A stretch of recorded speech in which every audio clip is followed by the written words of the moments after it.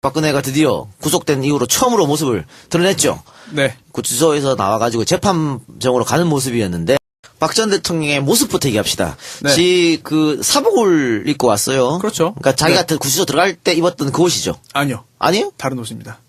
다른 네. 받아 지급받았어? 지급이 아니고요. 누가 넣어줬겠죠. 네, 얼마든지 옷을 입을 수 있어요. 그래서 조윤선 전 장관 같은 경우에도 여러 벌의 옷을 이제 받아가지고 입고 재판도 나오고 했는데요. 그 제수복 네. 입지 않은 이유 뭐예요? 이거는 본인의 선택 사항입니다. 네. 네, 이게 아직 유죄 확정 판결을 받지 않았기 때문에 미결수잖아요. 이런 경우에 선택 사항인데 네. 왜 사복을 선택했냐 말이지. 대부분의 경우에 알고도 사복을 입지 않고 그냥 수의 입고 재판 받습니다. 그러니까 네. 동정심 재판장한테 동정심도 그렇죠. 좀 구하고. 네, 그런데 이번에 박근혜 전 대통령 같은 경우에 굳이 이제 사복을 입은 이유는 뭐 두 가지겠죠. 첫 번째는 내가 무죄 주장을 하는데 이게 수의를 입고 하는 건 말이 안 된다. 나는 떳떳하다. 나는 뭐 죄 없다라고 하는 걸 보여주기 위해서 뭐 그런 게 가장 큰 목적인 것 같고요. 또 두 번째는 그런 목적 없더라도 일단 수의 입은 거를 보여준 것 자체가 좀 본인이 좀 용납할 수 없지 않았겠느냐. 자존심상 네. 흩어진 모습을 참 대중들한테 보여준 적이 없죠, 박근혜가. 없나요? 아예 없나요? 흩어진 모습 보여준 적이 없지. 손수호 변호사의 그 해설을 들으면서 참 어떻게 저렇게 정확하게 잘 얘기를 할까 감탄했어요. 그러면서 제가 거기다 추가할 말이 있어요. 뭐냐면 박근혜 대통령의 심리는 어떨까? 제가 또 감옥살이를 해봤잖아. 어제 밤새 다짐했을 거예요. 나는 무표정으로 나간다. 나는 일희일비하지 않는 큰 사람의 모습을 보인다. 그러면 머리도 내가 평상시와 똑같이 한다. 그리고 사복을 입는다. 그리고 어떠한 반응도 내 보이지 않는다. 그래서 어제 판도라에서 미리 예측했어요. 직업이 뭡니까? 무직입니다. 이렇게 단답형으로 딱 그 말을 할 것이다. 제가 어제 판도라에서 얘기했어요. 아니, 근데 방금 정 의원님 머리 얘기해줬는데 네. 사실 그 올린 머리가 굉장히 어려운 머리예요. 그거는 여자 교도관이 도와줬을 겁니다. 그래요? 아, 그래요? 네. 가능합니까, 그게? 가능해요. 그래요? 네. 그리고 옆방에 이렇게 있다 보면 네. 또 여자 재수자들하고 친하게 돼요. 독방 있잖아요. 독방이잖아요. 독방도 여러 개 쭉 있잖아요. 그리고 운동 갔다 왔다 갔다 하면서 친한 사람이 생겨요. 그래요? 네, 그러면 운동도 지금 혼자 혼자 고립된 곳에서 하지 한다던데? 근데 다 이렇게 안에서? 안에 다 이렇게 오다 가다가 다 만나고 또 친한 사람이 생기고 다 그래요. 그러니까 그게 친한 교도관도 생기고. 올린 머리가 실핀으로 하는 건데 실핀은 이제 구치소에 반입이 안 못 되니까. 쓰잖아요. 네. 그러니까 이제 금속 재질 안 되죠. 큰 머리 핀 플라스틱 머리 핀으로 이렇게 몇 개 이렇게 해서 했더라고. 머리 집게라고 하는 걸로 근데 짚어가지고. 잘했어. 잘했어요. 잘했더라고요. 약간 어설픈 면은 자, 있었습니다만. 구치소 네. 교도소에서 이런 말이 있어요. 건방이라는 게 있거든요. 건방. 네? 방을 검사해요. 네. 난 좀 저보고 그럴 줄 알아. 건방 떤다고. 전 건빵인 줄 알아요. 건방을 하는데 그게 한 달에 한 번씩 해요. 그럼 뭐 네. 무기 같은 거 뾰족한 거 이런 거 다 찾아내서 다 압수해가거든요. 건방만 안 하면 비행기도 만든다. 그리고 날아간다. 타러 간다. 할 수 있다. 이런 말 있는 것처럼 안에도 모든 걸 다 할 수 있어요. 그리고 별의별 기술자가 다 모이거든요. 라디오도 만들고 텔레비전도 다 만들어. 네? 그러면 건방만 안 하면 몇 년도입니까? 지금도 마찬가지예요. 지금 그래요? 더하지. 그러니까 있잖아요. 까치집 보세요. 까치가 하나하나 딱 물어가지고 아주 견고하고 안전한 네. 자기 보금자리를 짓잖아요. 구치소도 아무것도 없는 것 같지만 네. 하여튼 다 있어. 생겨. 그래요? 안에서 옛날에 담배도 피고 다 있어요. 그러다가 막 걸리고 막 벌금 물고 그걸로 막 추가 뜨고. 근데 그거는 누가 도와줬을 거예요. 혼자 못해. 자, 그럼 외향적 모습 계속 얘기해 봅시다. 그리고 포승은 하지 않고 수갑은 찼어요. 네. 이제 기억을 좀 더듬어 보시죠. 특검 때 김기춘 전 실장은 포승 안 했습니다. 근데 이재용 부회장은 포승까지 했죠. 네. 이게 여성은 그러니까 수갑은 기본적으로 다 하고요. 여성 노약자. 네. 여성 같은 경우 안 하고요. 그리고 또 연령을 이제 기준으로 해서 노인은 이제 그 포승 안 하거든요. 그래서 김기춘 전 실장, 조윤선 전 장관 등등은 포승 안 하고 수갑만 했고요. 하지만 이재용 부회장 같은 경우는 이제 노인이 아닌 건장한 남성이기 때문에 포승까지.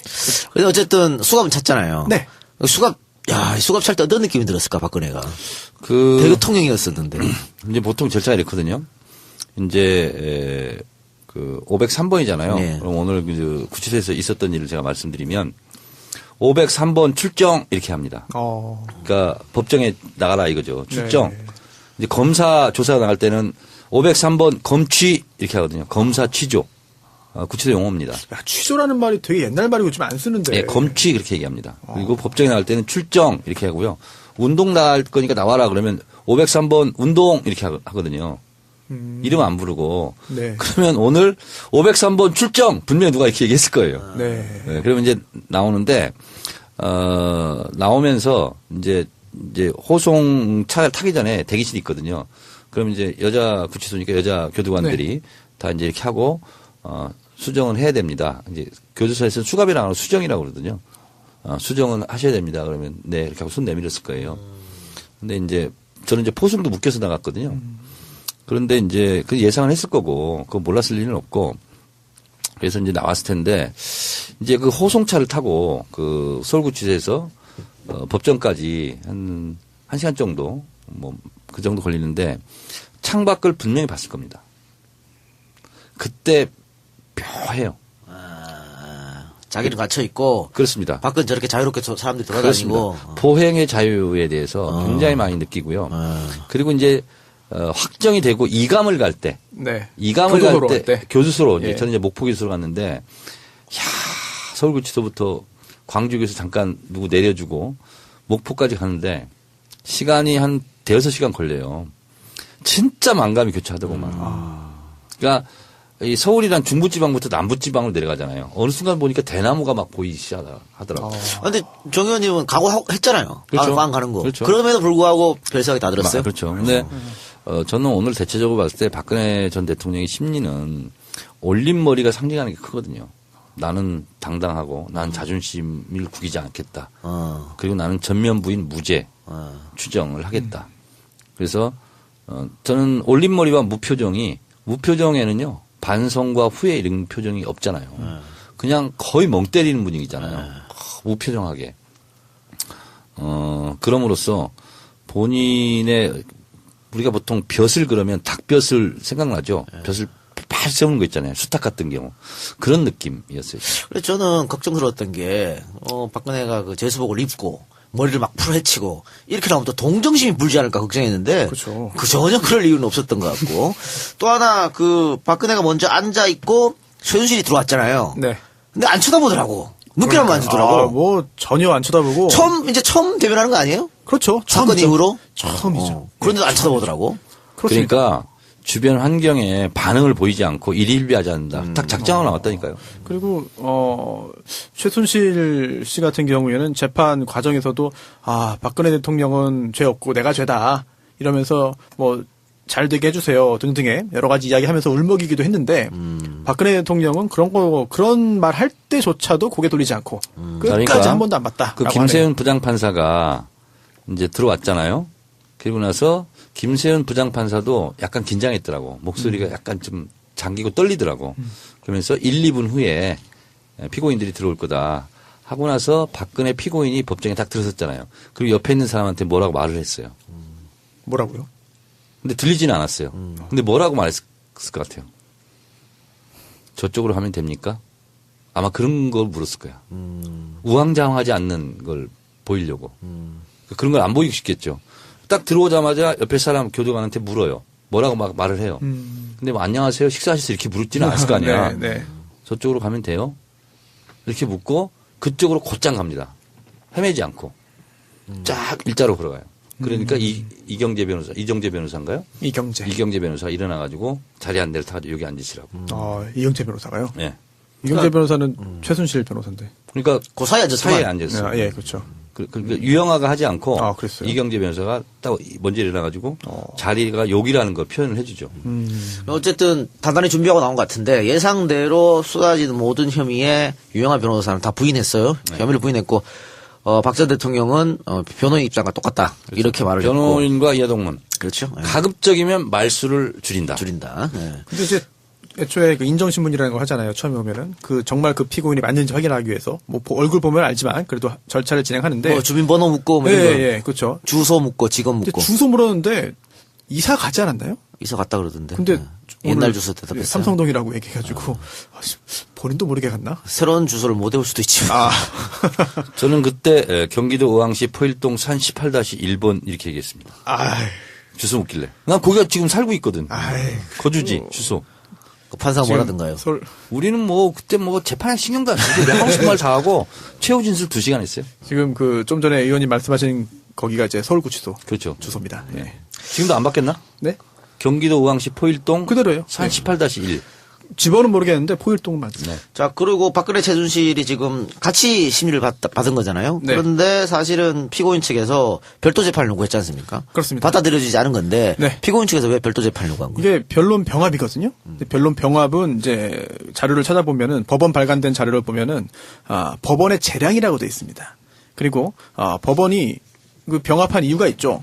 공소 사실을 보니까 최순실, 박근혜 두 피고인이 거의 똑같다. 재판을 같이 하는 게 합리적이지 따로 할 이유가 없고. 따로 하면 또 증인 또 다 불러야 증인도 되고. 똑같고 네. 증거도 똑같고 한데 왜 따로 하냐? 같이 하자라고 한 것이고요. 그런데 박근혜 전 대통령 측에서는 절대 안 된다라고 하고 있습니다. 일단 첫 번째로는 지금 박근혜 전 대통령은 검찰이 기소했죠. 예. 그런데 최순실 씨는 특검이 기소했습니다. 예. 그런데 이거를 같이 병합하면 안 된다. 즉 박근혜 전 대통령 입장에서는 특검은 검사가 아니라 그냥 일반인 민간인일 뿐이다. 내가 왜 그들과 이렇게 연관이 되느냐라고 해서 안 된다는 주장을 한 것이고요. 그리고 또 두 번째로는 방어권의 보장을 들었습니다. 이제 최순실 씨 재판은 이미 상당 부분 진행이 됐습니다. 예.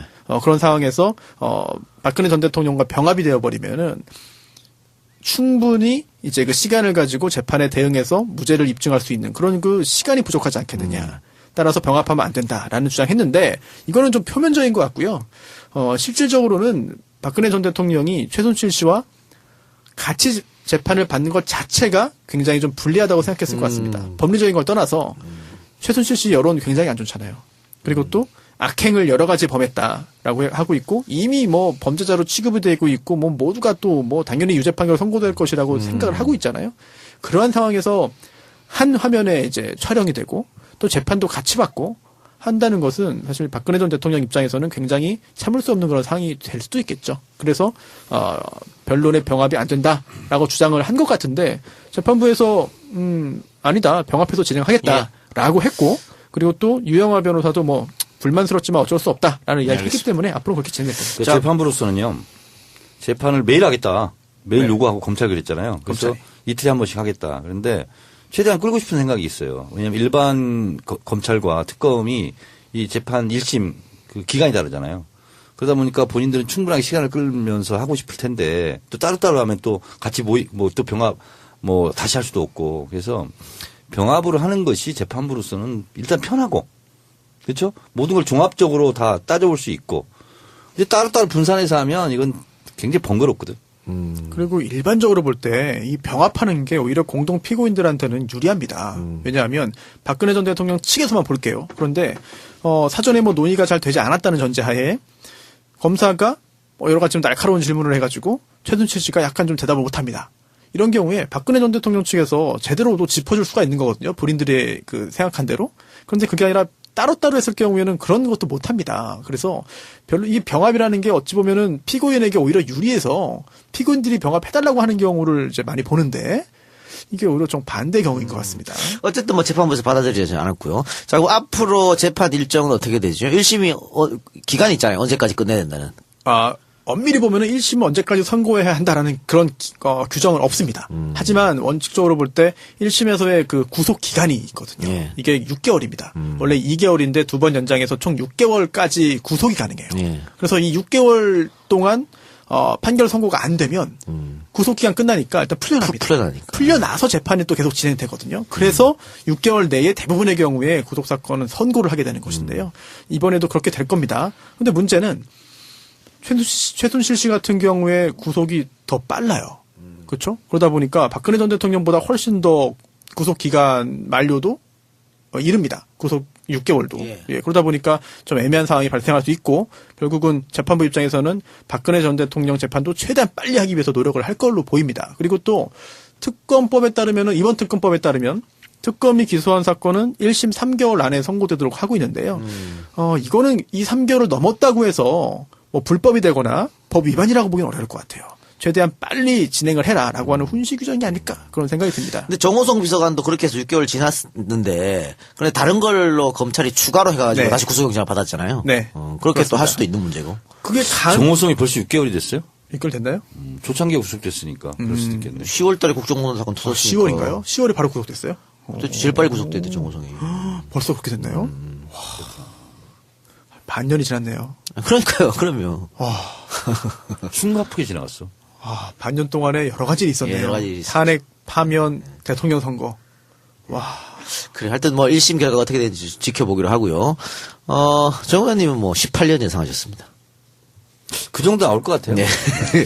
그 단어를 쓰기 위해서 한 거 아닙니까? 그건 아니고 대체적으로 봤을 때 그 정도 나오던데요. 그러니까 최장으로 봤을 때 뭐 40몇 년까지 가능하다고 민변에서 그러던데 뭐 그렇게 갈지는 않을 거고 저는 하여튼 15년은 넘을 것 같아요. 아니, 15년도 상당한 중형 아니에요? 엄청난 주행이죠, 사실은. 그렇죠. 15년이면. 네.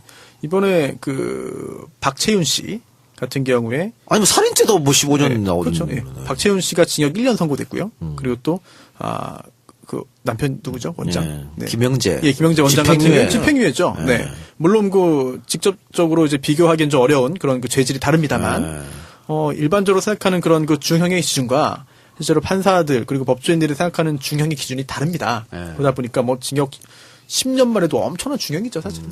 네. 그래요. 징역 나는 2년 받았는데 네. 어떻게 건 중형이에요, 경형이에요. 의원님에게 2년이면 중형이죠. 그죠? 네. 그 국가보안법 위반했잖아요. 뿐만 아니라 한 7가지 돼. 그러면 사형 내려야 돼. 저는 무기징역 생각했어요, 들어갈 때.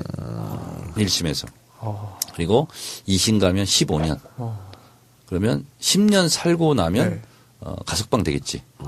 그래서 10년은 살 수도 있겠네 네. 하고 들어갔어요. 그래서 형량이 그거보다 낮으니까 2년 뭐 그냥 휘파람 불었죠. 아니 항의 좀 하시지. 더 때려주세요. 이렇게. 좋으셨어요? 좋으셨어요? 약간 서운하셨어요? 아니 2년 살아나니까 산 거지 그냥.